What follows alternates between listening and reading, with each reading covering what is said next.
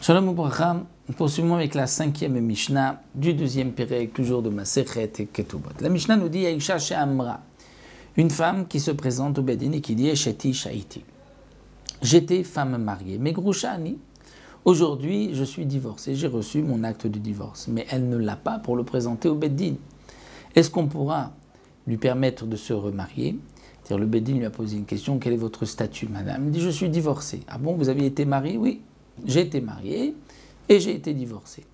Il n'y a pas de preuve de témoin qu'elle a été mariée, il n'y a pas de preuve qu'elle a été divorcée. On la croira. La bouche qui s'interdit, c'est la bouche qui se permet. Lorsqu'elle dit j'ai été mariée, elle s'interdit à tout le monde. Elle dit j'ai été divorcée, elle se permet à tout le monde.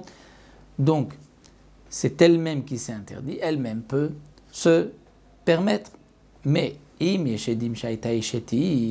y avait des témoins qu'elle était femme mariée, elle dit j'étais groucha, j'étais divorcée. Donc, elle vient, de cette manière, enlever, casser le témoignage de ces deux témoins. Et l'Anémet, on ne la croira pas. Une femme qui dit j'ai été divorcée, elle est jusque-là.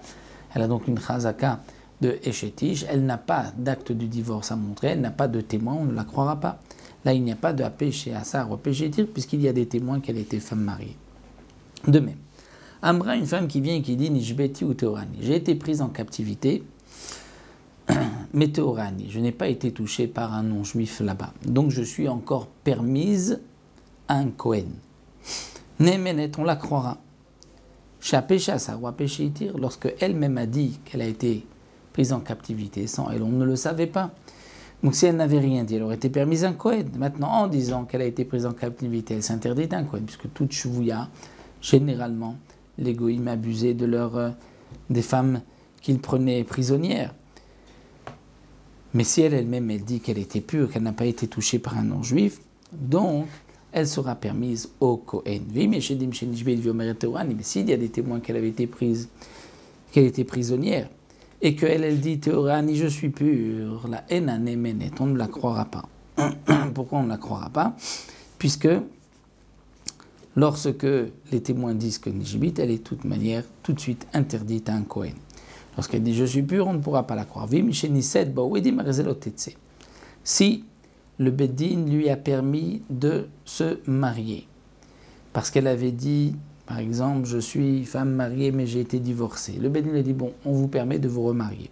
Et ensuite, des témoins. Donc, Michel Nisset, ce n'est pas vraiment si elle s'est mariée, mais même si on lui a permis de se remarier et que des témoins sont venus dire, mais elle était femme mariée. Et il n'y a pas de témoin qu'elle a divorcé, mais elle avait dit qu'elle a divorcé. Là, elle ne sortira pas, puisque, comme le Beddin lui a permis de se remarier, donc elle peut se remarier l'Echatrila.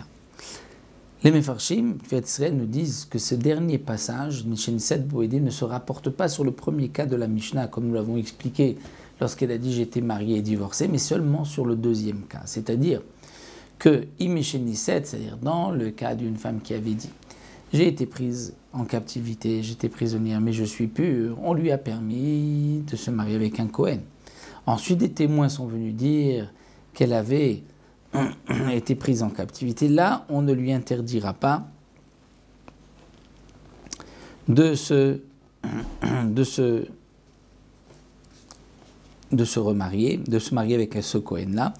Mais dans le cas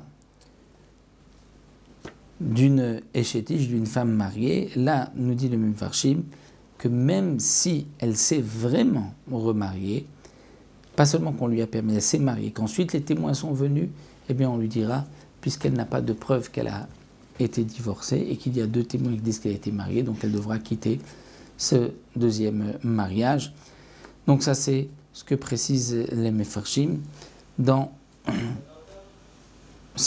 la fin de cette dernière Mishnah.